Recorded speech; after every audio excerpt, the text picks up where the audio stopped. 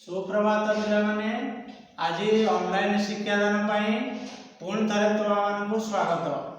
पूर्व अधिवेशन में आम जो भग्न संख्यार जोग पढ़ी आज भग्न संख्यार वियोग विषय पढ़ा।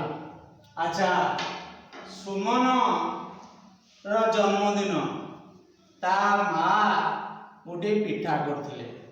पिठाटी संध्या बेले को ता सांग किसान आसिकिना पहुँचला।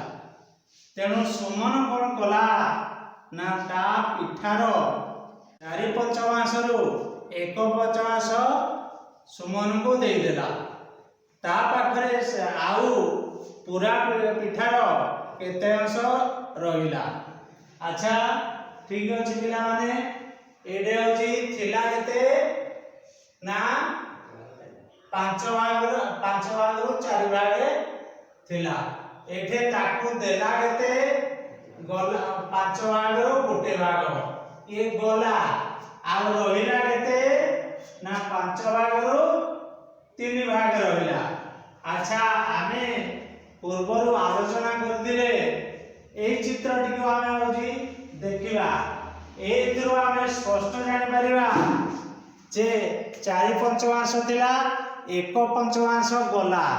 एई पिठा खंडिक होजी गला आउ रहिला केते ना 3/5 बा 3/5। अच्छा, पूर्वर आमे आलोचना करथिले जदि हर समान थिबो ताले आमे लबरो लब को वियोग करिबा।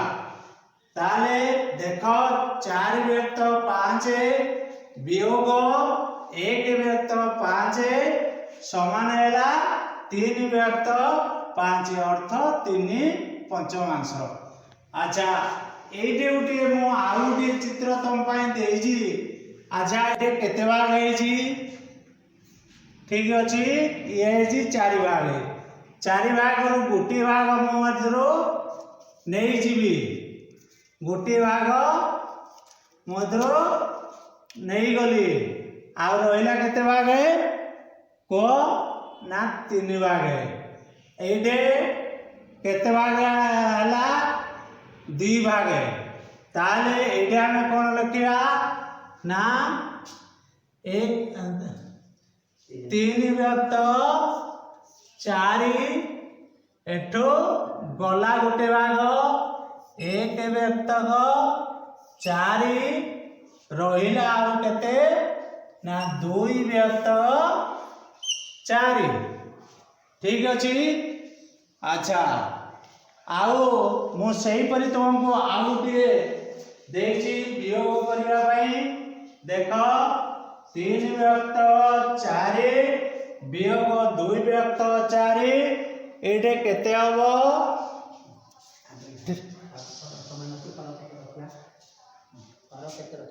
हाँ, हर केते रहिबो एटे? अच्छा, हर हैला 4। लब को लब भड़िया 3 वियोग 2 3 रो एठे आसला हर केते ना 4 एठे 3 रो 2 वियोग कले रहिबो 1। तेणु 1/4 हैला। ए पटरा देखि को तुमे 5/6 वियोग 2/6 एटे हर केते हबो ना 6। एटो लब वियोग करिवा 5 वियोग 2 समान केते हबो ना हर हैला 6 ये 3 हैला वियोग फल हैला 3/6।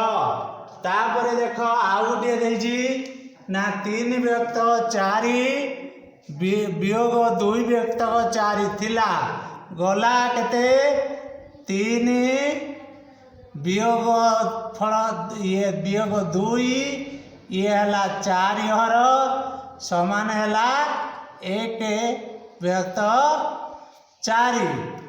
एइटारे देख आ गोटे देजी 5 व्यक्त 6 वियोग 2 व्यक्त 6 ताले हर है 6 5 वियोग 2 समान है 3 व्यक्त 6।